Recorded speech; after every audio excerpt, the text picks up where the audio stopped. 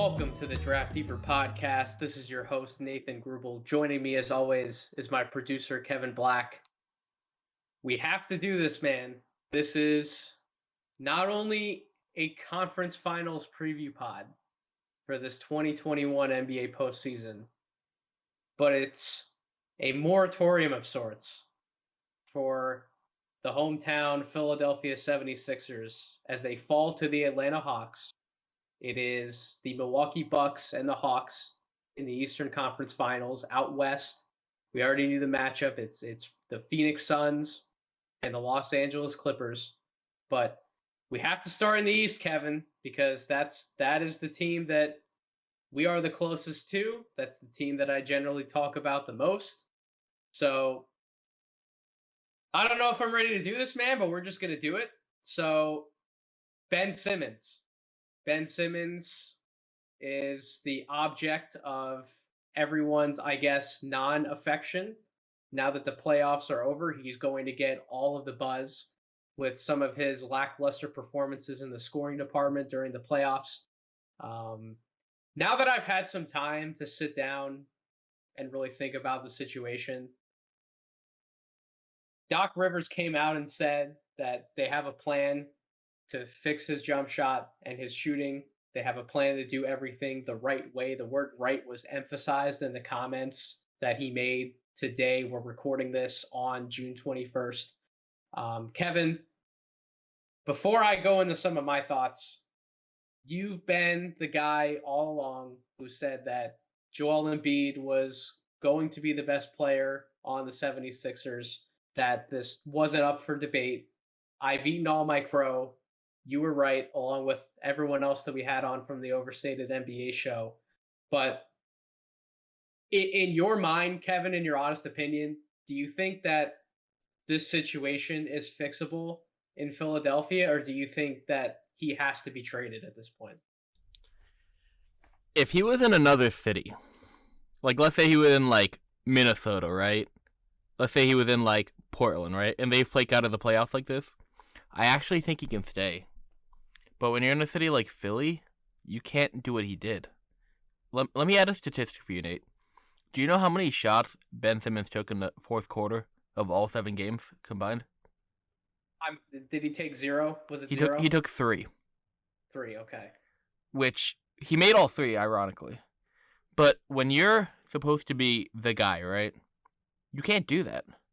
At the end of the day, you have to show up. And Philly fans, I don't think we'll ever forgive him, because this was a year that you really could have won the title. The Nets were injured and flaked out of the playoffs. The Lakers were injured and didn't make it past the first round. Denver, with Jamal Murray's injury. Utah had a flake out, too, because of Donovan Mitchell's like iffy injury status. This was a year, man. Philly really should have won the chip this year, and I don't think Philly fans will ever forgive him. But the issue is, if you're going to trade him, what are you going to get in return? I know you've brought up a few things, and I'll let you touch on that in your segment for this. But I've seen people want to trade him for Kemba, and that's ridiculous. First off, Who has said that? I've seen it on the draft. No, obviously not us saying it, but I've seen it from some of the Draft Deeper people you follow. But obviously that's not it, right? Is there a trade that makes sense, that makes Philly better? Because there's a chance that Ben Simmons actually puts in work for the first time ever on his shot. And maybe he gets better free throw line, and better could just be 60%, right? We're not even asking him to shoot 80, 90%. But when you shoot 33% at the free throw line for a series, that's embarrassing. I could shoot 33% from the line, and I suck. I'm not saying Ben Simmons is a bad player, but it's completely unexcusable for him. So I'll turn it back to you now. I think I've said my piece. So your question of, is there a trade that makes the 76ers better, that makes sense? On its face, I would say no. And the reason being is because they're not going to be able to trade for somebody like a Zach LaVine or a Bradley Beal, someone that makes the absolute most sense as a second star to pair with Embiid. I don't think they're going to be able to pull off that level of a trade. But that being said, if Portland is willing to do a 1-for-1 swap, Ben Simmons, CJ McCollum, I'm a big CJ McCollum believer. I think he's had a fantastic career so far in Portland. I think had he been in the Eastern Conference, he definitely would have been an all-star by now because of the level of impact guard that he is. Obviously, being a 20 plus points per game scorer every season in and out, that definitely helps. The fact that he is lethal from the outside, one of the best shot creators as a guard the NBA has. The other thing that's slept on though is that he is a good playmaker. He can be a really good pick and roll playmaker with the 76ers, with Embiid. He was over a 3-to-1 assist to turnover ratio this year playing next to Dame, who is arguably the best pick and roll point guard in the NBA, or he's certainly one of the top three, if not the best. So I definitely think CJ can help in a variety of ways. On its face, that trade doesn't make them in theory better than what they are right now. But if you make that trade and then you tinker with the roster around that big three of Embiid, Harris, and McCollum, I do think that the 76ers days as contenders in the East are not over.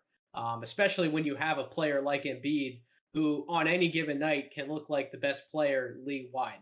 And he certainly did that at times this season, even at times this postseason.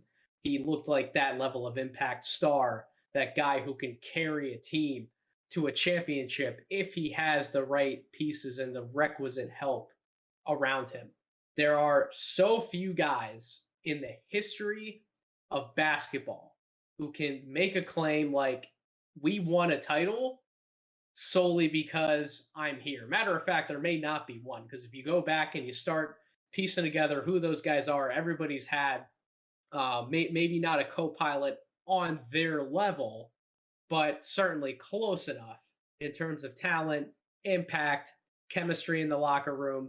Everybody's had that glue guy secondary star to kind of hold the fort, keep everybody together, and contribute on a nightly basis. Is Ben Simmons capable of being that player? We could sit here, Kevin, and we could trash him all we want on this podcast. But in reality, it's not like the dude doesn't have the talent to put the work in to step up and be that player, because he's proven even in playoff games that he can do it. It's a mentality. And everyone wants to say that, like, he's a pass first guy, he's a playmaker, he looks to get everybody else involved. That's fine. You can be that player. But if you attack and you look to consistently get in the paint, make the defense pay attention to you, that opens up your playmaking in so many other ways. And the fact that Ben Simmons didn't even want to attack and penetrate on a consistent basis, that's what hurt him the most. It's not just that he won't shoot an open three when he has it, or he has this amazing pull-up mid-range jump shot in his bag. It's not those things. We've talked about this a million times, Kevin. It's his mentality and his mindset of just being aggressive, wanting to go to the rim. And when you are aggressive consistently, whether you miss a shot that you take or a dunk or whatever, or you make it, just putting that pressure brings the defense's attention your way, brings a potential double team because of the size that you are, 6'10", 240 pounds. Generally, there's not an individual matchup that's going to stay in front of you and be able to body up with you. When you bring the double, having the passing ability that Ben Simmons does, the court vision, the ability to whip a ball wherever he needs to the open man. He creates more open three-point shots than any other player in the NBA. If you're aggressive and you're putting that pressure on, it's only going to accentuate that part of your game. And when you get to the point where you don't take I don't want to hear the excuse about Gallinari might have blocked that dunk last night. When you get to the point where you can't even take the open dunk that's right in front of you, I don't know what else there is to say anymore. Like when Joel Embiid made that comment in the press conference last night, Kevin, before I toss it back over to you, like when Joel Embiid even pointed that out, that was the turning point in the game. When he saw that, when the open dunk was passed up for the pass to Thibault that led to a foul, then you put a free throw shooter who Thibault isn't terrible, but like, yeah, chances are he's probably not going to make 2 of 2 every single trip down at the line. So when you have that situation, you come away with only 1 point. Yeah, what else is there to say? Like I don't have any words for that, Kevin. I don't know if you necessarily do or not either. Like that's how flabbergasted I am from the situation. Yeah, I just want to kind of echo your point. Like, we like Ben Simmons. We both want Ben Mhm. Simmons to succeed, and he has so much talent. But like, I've been saying this for years. I think I've said on the podcast before. I know we've talked about it countless times in personal. He hasn't shown very much improvement since his rookie year. Like, he's gotten a little bit better at passing. He's definitely gotten better at defense. But offensively, he really hasn't improved enough. And he can't be a second fiddle. He's not a Wade to LeBron. He's not a Pippen to Jordan. And he could be. And that's what makes it so frustrating. He could be that good.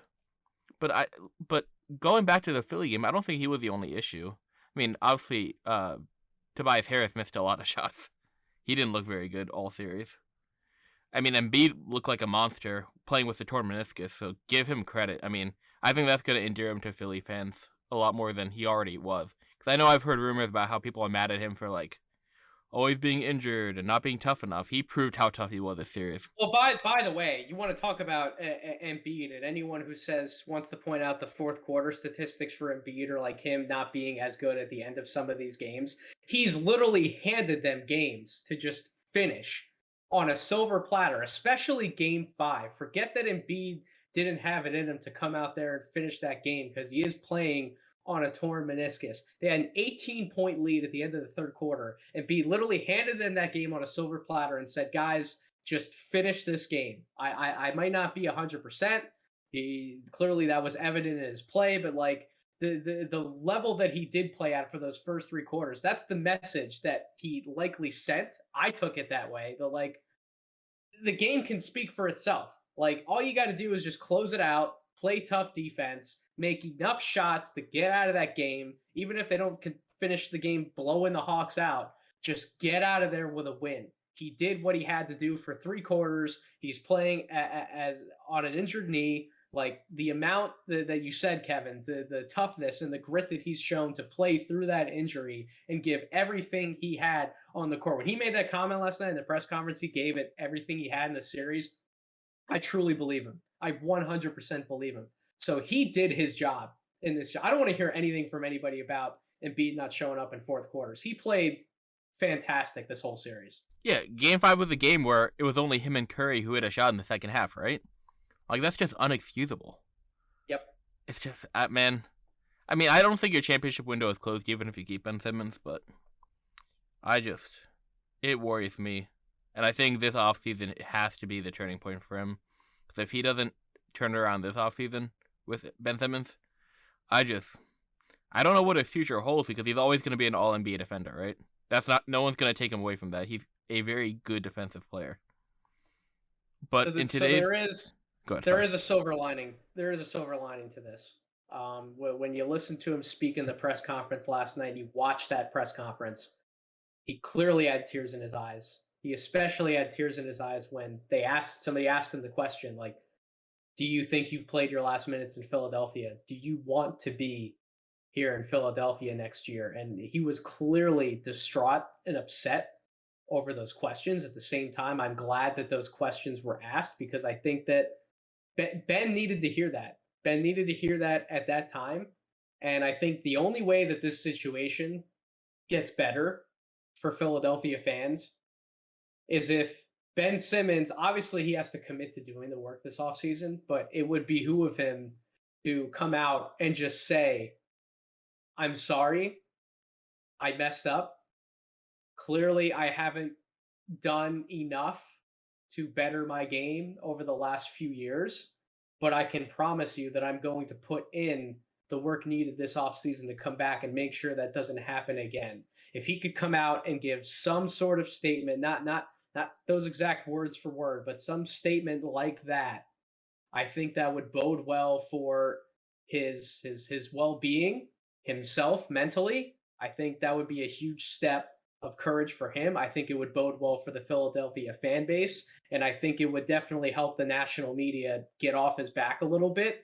And similar to how they ended up doing for Markelle Fultz, just rooting for him and wanting him to succeed, I think doing something like that would go a long way to restore faith in everyone else, not necessarily just his teammates and the coaching staff around him. Yeah, no, I agree completely. I just think action speaks louder than words when it comes to that. I mean, there's an Oh no, interview I floating agree. around, I think it was 2018, where there was a Hack a Ben game, and he was like, oh, this is not going to be a problem for long. I'm going to get this figured out. And he never got it figured out. Atlanta exposed it way more than it has been exposed in a few years, but this has always been an issue for him.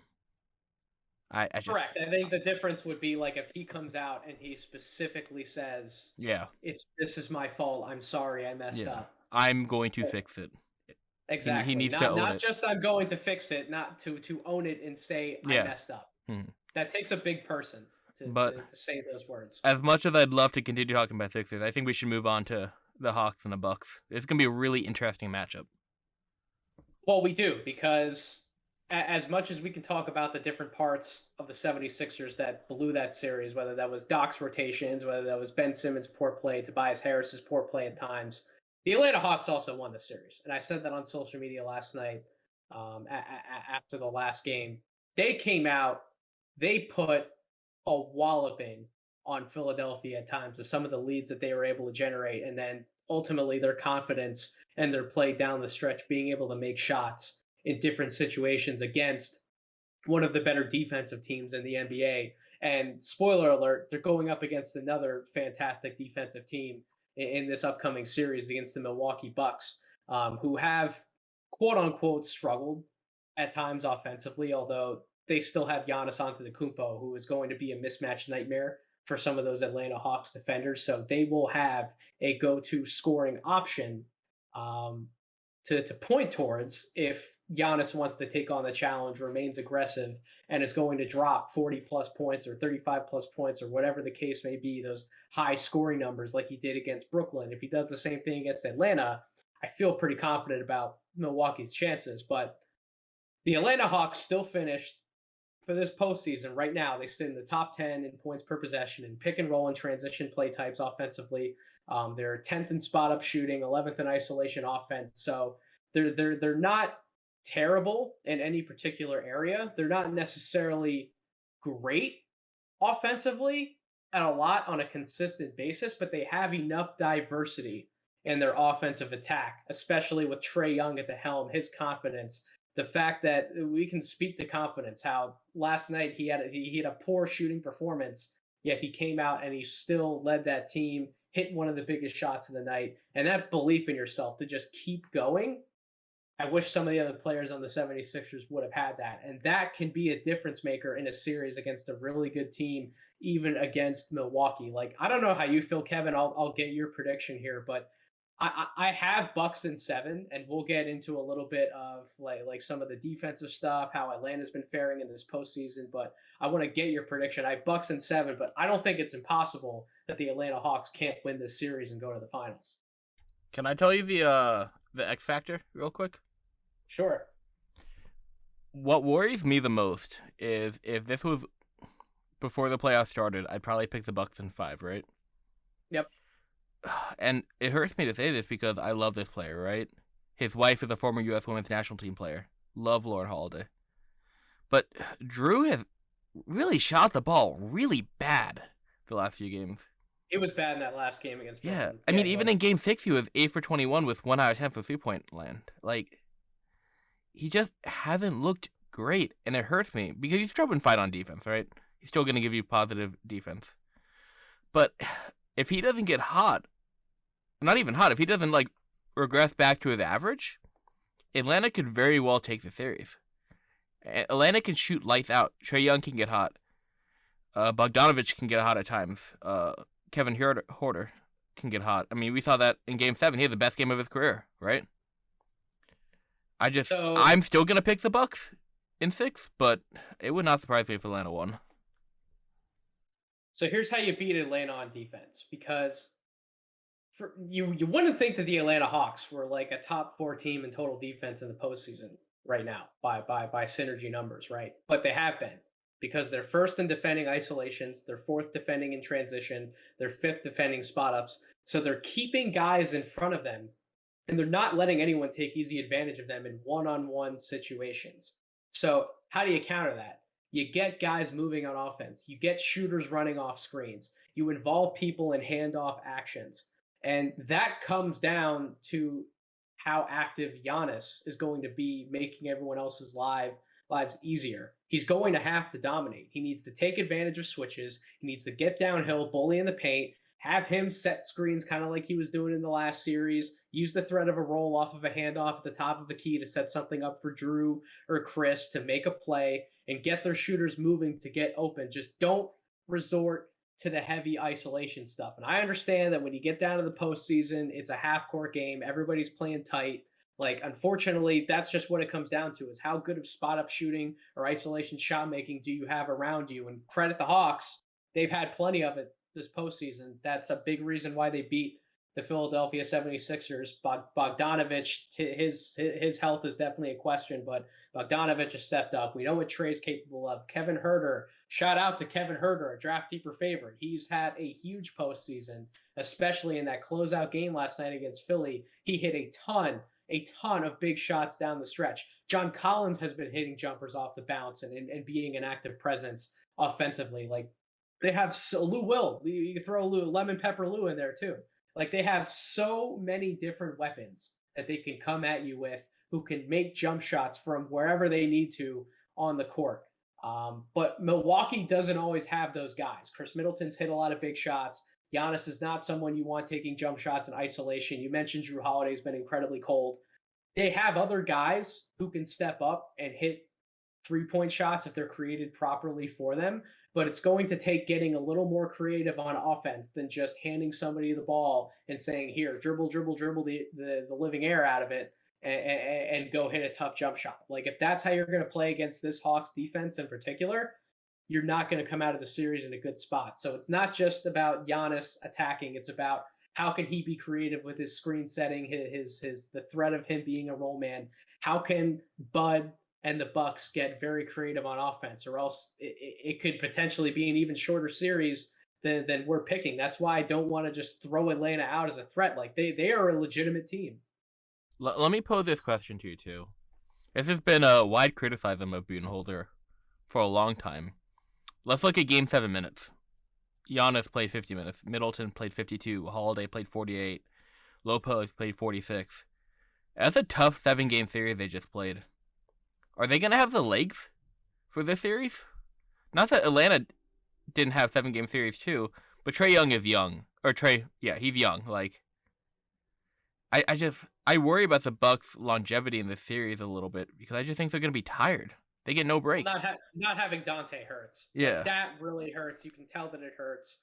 When you're basically playing that short rotation of 6 to 7 guys, you want to have a shorter rotation in the playoffs, but that is the other thing about it, is that you're playing these guys heavy minutes, and if these series are going 6 or 7 games consistently, that's not a formula for success. Now, thankfully, I know that you're not thankful for this, Kevin, but thankfully for the Bucks, if you're a Bucks fan, they took care of the Heat in short order, so that extended series against Brooklyn doesn't hurt them as much as if Miami would have taken them to 6 or 7 games. Then you're compounding the level that they had to play at to ultimately beat Brooklyn, despite Brooklyn being shorthanded at times. Like, Kevin Durant's still Kevin Durant. They have capable shot makers all over the place. That was a really tough series for Milwaukee. So had they not beaten Miami as quickly as they did, like, I would consider picking Atlanta as like the favorite, the outright favorite in this series, because of how well they've played.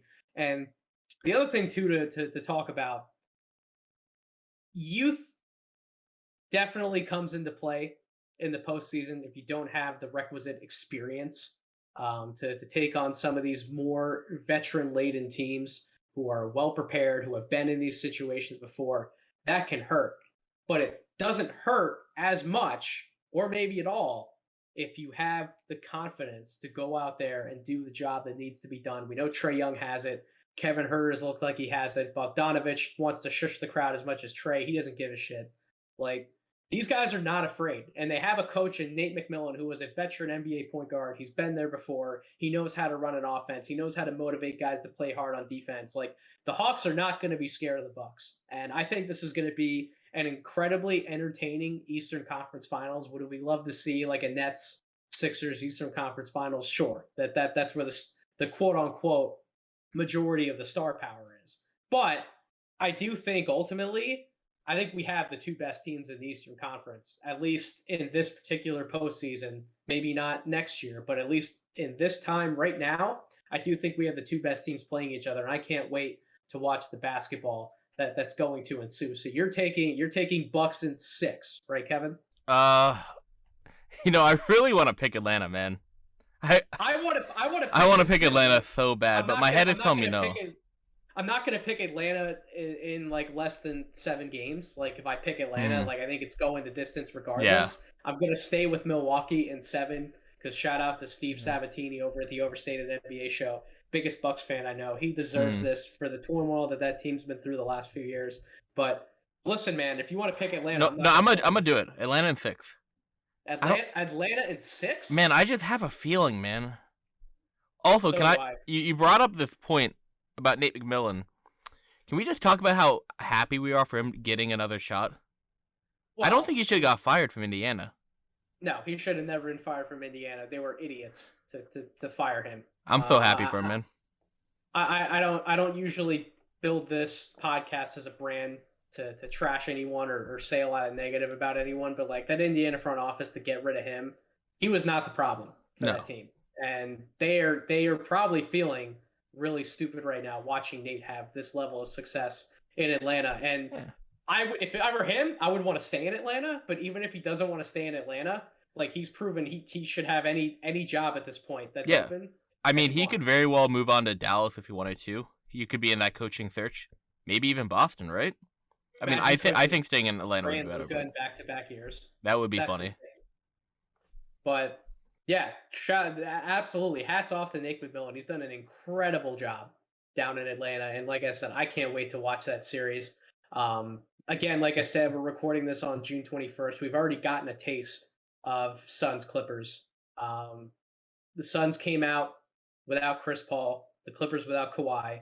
So it's basically a wash. Everyone wants to use the injury excuse, but in terms of talent missing, it's basically a wash. So you have the Clippers, who looked incredibly capable of going the distance to the finals in their series against the Utah Jazz. They closed that out incredibly well. Paul George, and I'll let you talk about Paul George, Kevin, but Paul George has dispelled a lot of negative notions this postseason. Reggie Jackson has made a ton of big and clutch shots. Terrence Mann played out of his mind against Utah in Game 6. He's really stepped up. Morris has started to finally hit some more 3 balls. He's seen the ball go through the hoop a few times. And the Clippers are just playing together defensively as well. And that's something we haven't necessarily seen that much over these last few years. We talk about all the individual defensive talent that the Clippers have position by position, but now they're really starting to play together. Under Ty Lue, they're communicating with each other much better. The rotations on defense are a lot tighter. And I am going to credit Ty Lue with that, because that's coaching. When you can bring people together who are individually talented and you can get them to mesh despite any potential egos that could exist, that's coaching. That's coaching a winning basketball team. And I love what I've seen from the Clippers this postseason. But that being said, I love the Phoenix Suns a lot more. And Kevin, you know that we've talked about this in the podcast a ton. I said that whoever won Suns Lakers was going to go to the finals. I still believe that. Phoenix is just too good of a team. And I'll run through some of the numbers. But before I do that, I'll give my pick. Regardless of how long CP3's out, I think this is Suns in 5 games. It's Phoenix all the way. To me, this is a mismatch. I don't know what your thoughts are, Kevin. I don't know who you're taking in the series. We haven't talked about it, but who are you picking to come out and represent the West in the finals? Okay, let me caveat this with something. I am a vocal Paul George, not hater, just disappointed in him a lot with how he plays. I want to give him his props, right? He played well. He balled out in that Utah series. I'm actually really happy because I like Paul George as a person. As a basketball player, I have issues because he doesn't live up to what he should at times, but he lived up to the name Paul George, and I just want to give him credit. But with that being said, I'm picking the Suns in 4. I think the Clippers are about to get swept. You think it's a sweep? I think it's a sweep. Wow. The Suns are just so much better. And Ty Lue definitely, has proven that he is a capable coach in that Utah series, right? He went head to head with Snyder, and he coached well. But man, this Suns roster is just so much better than a Clippers roster. It just is. So let's run through some of why exactly that is. So you heard me talk about how Atlanta wasn't necessarily like great in any particular offensive category, but they're at least good enough in a lot of different categories. So their offense can be versatile, and you see that in their shot making. Phoenix is like Atlanta's offense, also diverse and versatile, but on steroids because they have the shot makers who are excelling at such a high level.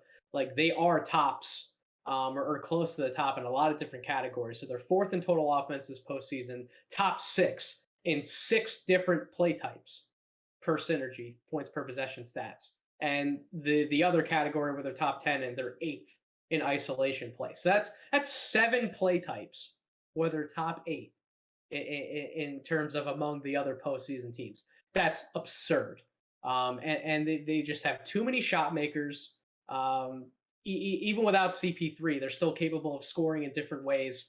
And albeit those guys generally have defined roles, guys like DeAndre Ayton, Mikal Bridges, Cam Johnson, Cameron Payne, they generally have defined roles, but even those guys can do something else if the situation calls upon it. And that's why they're so dangerous of an offensive team. And Devin Booker, we knew Devin Booker was good.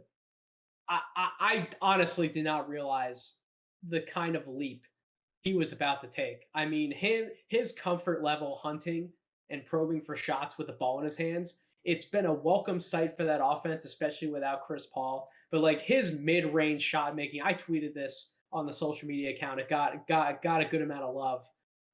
He's been putting on a masterclass in mid-range shot making. Like his mechanics, everything about his balance, his follow through, the angles where he's taking those shots at. Again, the comfort level, I can't speak to that point enough. You can't be a good mid-range shooter without the confidence. Just how he's operating on the floor, it's on another level. And then DeAndre Ayton, we've kind of talked about this at different times throughout this postseason, but again, he's prioritized focusing on easy looks off the roll, putbacks, lob dunks while playing excellent defense. And something else I tweeted too, his switching, his ability to switch out on the perimeter and contain some of these other guards and wings has been absurdly good this postseason. I don't think it's garnered enough buzz other than people who have been watching really closely, but that also deserves to be praised. DeAndre Ayton defensively has come so much of a long way than what he was his rookie season. For everyone in his rookie year who wanted to trash him, that he wasn't the level of defender that he should be with his size and his athletic capabilities. Well, now the mental part of the defensive game is really starting to catch up, and he's able to apply those physical tools a lot more efficiently. And you're seeing the results bear themselves out in this postseason. So I'm really happy for him. And even if CP3 misses a few games here, when he comes back, I mean, you want to talk about they're already over the top. He significantly puts the team over the top because of what he can also do, playing out of different pick and roll sets and isolation, picking apart the Clippers. I mean, Chris Paul's play with DeAndre Ayton this postseason has been remarkable, especially in their pick and roll game. Like the Suns don't have, I mean, the Clippers don't have an answer for DeAndre Ayton at all. Whether he's posting up, whether he's going up for some of those easy shots, him acting as the roll man, they don't have another big body who can compete with him right now, period. Like, they don't have an answer for him. So, like, if you're the Suns, that takes so much pressure off of some of those perimeter shot creators because they don't have to feel like they need to do every single thing themselves. If a play's not there, they can dump it down to the big man, live with the 2 that he's probably going to get, and at least you go back to the other end motivated on defense because you got a bucket. You got something. Even if it wasn't an awesome three-point shot or some Devin Booker mid-range pull-up that's going to ignite the crowd, you at least go back on the other end with points. And that matters. 3 is greater than 2, but if you can't get the 3 all the time and you can get the 2, do it. And that's something that the Suns have really taken advantage of this postseason. And it speaks volume to the level of coaching and the level of maturity that they've shown from Monty down to Chris Paul, down to Book, and through the rest of the team. So yeah, that's why the Suns are so good. They have so many ways they can hurt you. Yeah, I couldn't agree more. I mean, their 9-man rotation last night was just, everybody played great. Sarge played his part when he came in.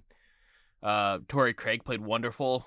Cam Johnson played great. Cam Payne did a great job filling in for CP3.